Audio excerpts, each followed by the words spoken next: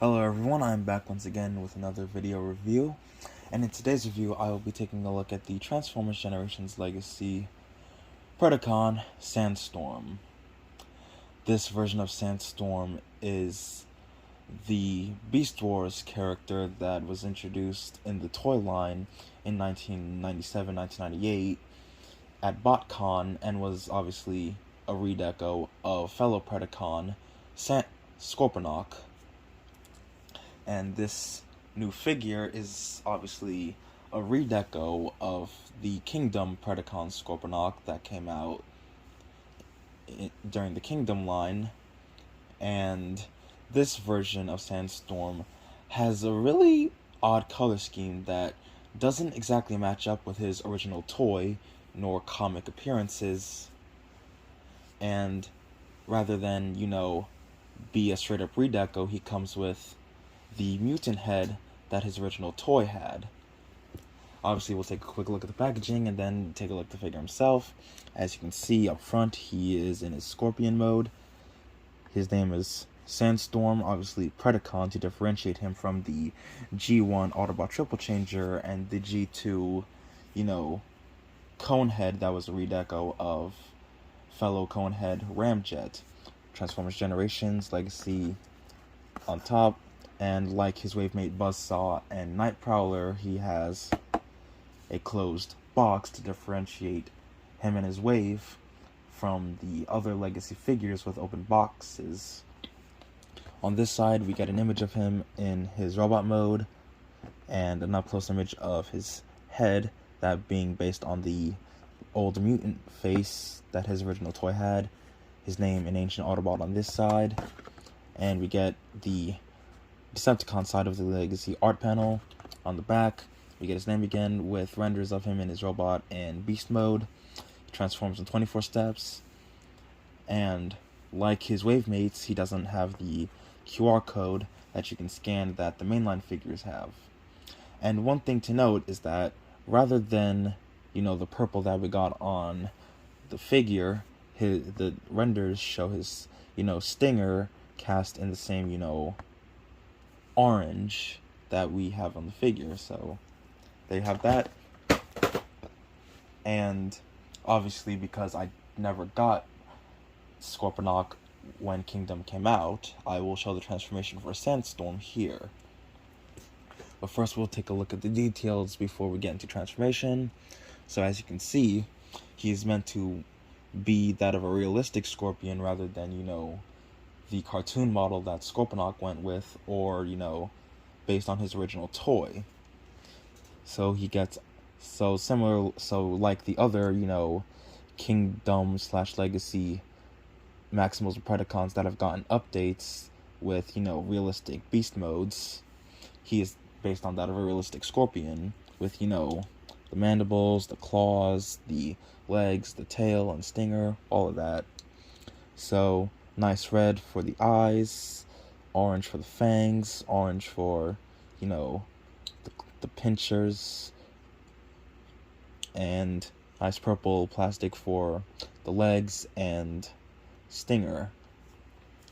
And yes, he does have some articulation that also, doubles in robot mode.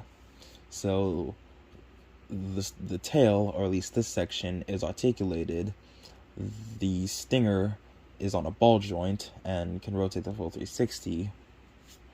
Now, if you untab the robot mode legs, you get a better, range out of the tail. Though, of course, that does mean you kind of have to find a way to manipulate the leg so that it's not, obvious.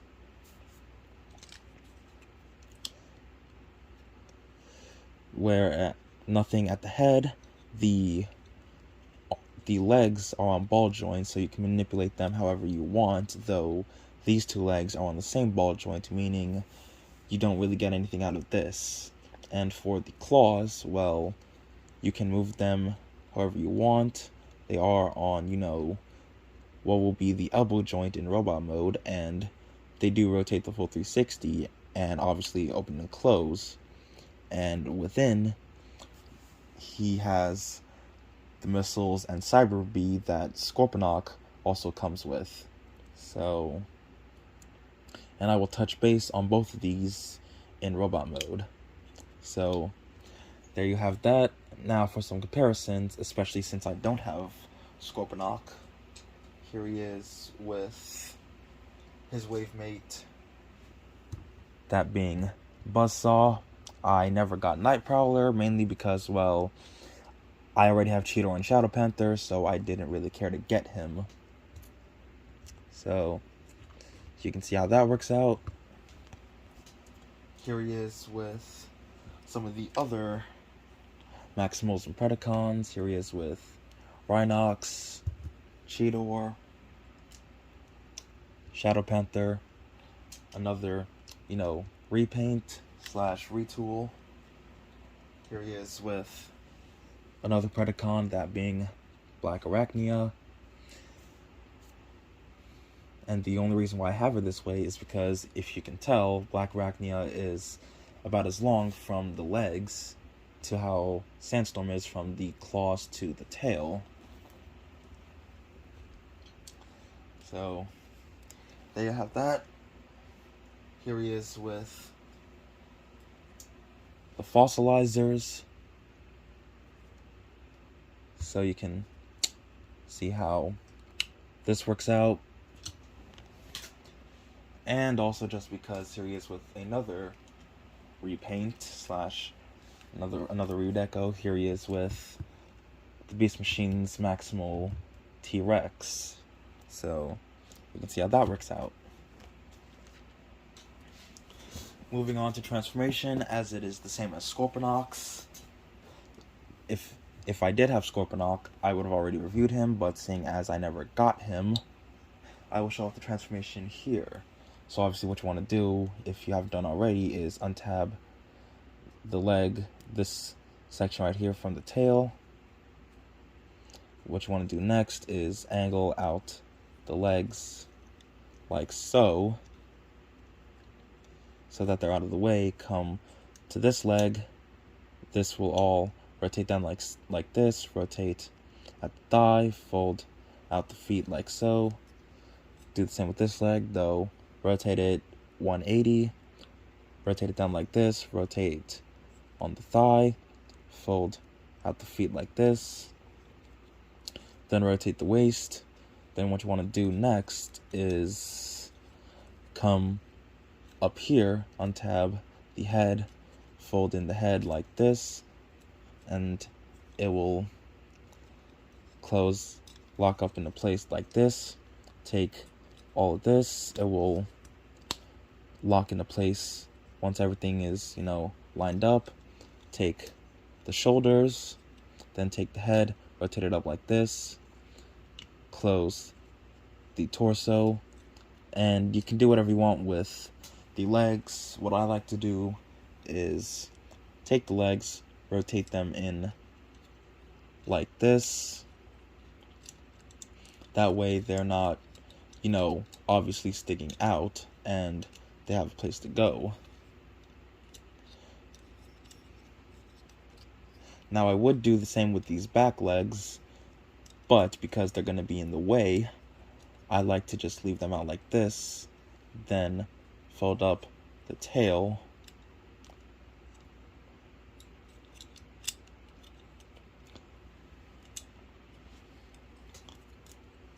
of course you can, do this, but it may get in the way, so best to, leave the back legs out like this, rotate the shoulders down on this hinge right here, and then just finish with the arms. And there is Beast Wars Legacy Sandstorm in his robot mode. And I said it before that Sandstorm's colors are kind of off in the sense that they don't match his original toy or comic appearances, as he had, a different shade of, well, whatever color he originally had. This isn't bad by any means, it just could have been done better. Obviously, the two shades of orange are, not bad, and the head sculpt, obviously based on his mutant head, is quite decent, with nice red paint for the eyes, a yellow-orange for the mandibles, orange for, well, the rest of him, and his head pops off so that because, well, we now have a Tor color Scorponok, which allows, head swapping to be done between the mutant head and the, cartoon accurate regular robot head. So, and he is, detailed throughout with a circle in his chest, with a lot of the realistic detailing from his Scorpion mode still carrying into the robot mode. Nice orange for, bicep. Nice light orange stripe for the shins and the toes. Not really much to talk about here, as he's pretty much Scorponok with, different colors and different head. Speaking of which, articulation-wise, the tail still, has the same articulation in Beast mode, but it's, more articulated in this mode than it is in Scorpion mode. You can compress it, or obviously, keep it like this. Head is on a ball joint, as you saw, so it can do the full 360. It can look up and down a bit. Arms are on a universal joint. They can do the full 360, go in and out. Bicep rotation on a swivel joint. Bend at the elbows. Wrist rotation. Waist rotation, though it is a bit compromised unless you move the tail a bit. Though this would require, flailing out the legs. Of course, well, even the problem is this section right here that, limits the range of motion. Of course, if you do a certain fix that allows, him to be a bit taller, you can get the full 360 range of motion, but I feel like this is good enough. Legs can kick forward that far. The only way they can kick back that far is if they go out a bit. Speaking of which, they can sort of do the splits, thigh rotation on a swivel joint, a nice deep knee bend, and the feet due to transformation and how they're differently designed. This one can go like this, and this foot is, on one joint. And obviously, typical War for Cybertron trilogy and Legacy ankle tilt. So, despite this mold's problems, he's quite posable and articulated. And getting him to pose kind of puts those problems away, though not by much. Now, for accessories, he comes with the Cyber Bee and 2 missiles that are, in one piece. Now, the missiles are cast in a different colored purple, and the Cyber Bee is cast in nice, sandy color with orange for the wings and purple eyes. And yes, the claws are blast effect compatible. So, let me get a better blast effect out here. So, you can have him firing his missiles and his Cyber Bee.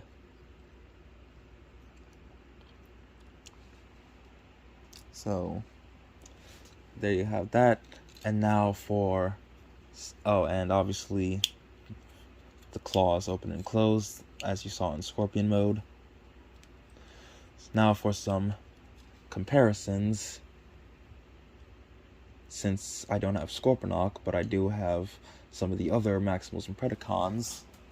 Here he is with his wave mate, Buzzsaw. And just because, here he is with the other generation released Predacons I currently have in my collection. Obviously, due to, how Scorponok's size was in the cartoon, Sandstorm isn't a tall character, which kind of sucks because in the comics he was a taller character as the comics went with how the size of his original Ultra Class toy was rather than, Scorponok's smaller size in the cartoon, and Shadow Panther just is knocking everyone down. Come on. So, there you have that.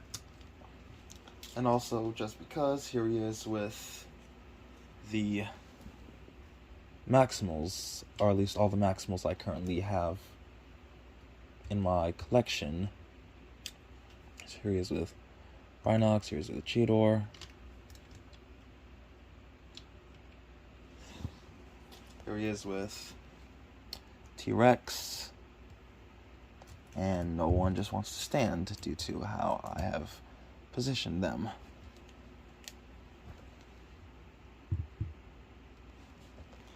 And just because I have them, I'm going to throw in the fossils.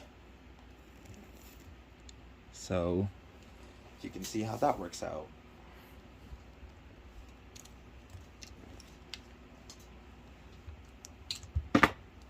And I'm just knocking everything off.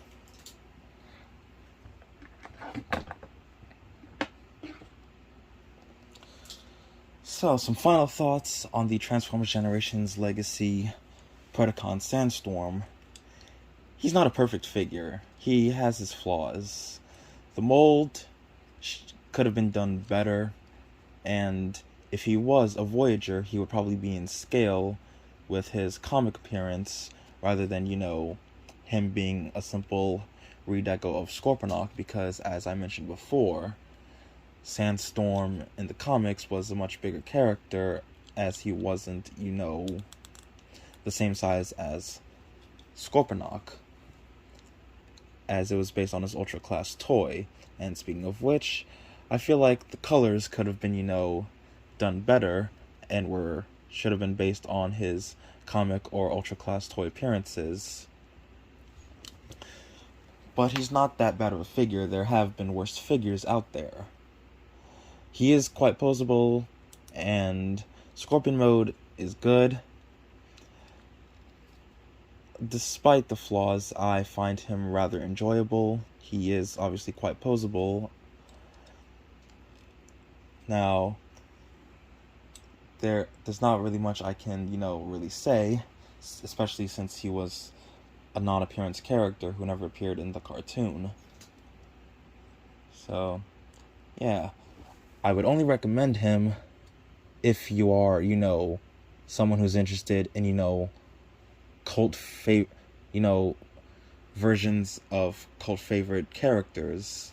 And this particular version of Sandstorm is, a cult favorite in that he was, a comic character. So, yeah. There you have it, guys. There is my review on the Transformers Generations Legacy Beast Wars Predacon Sandstorm. I hope you all enjoyed. Make sure to like, comment, share, and subscribe. And I'll see you all in the next one.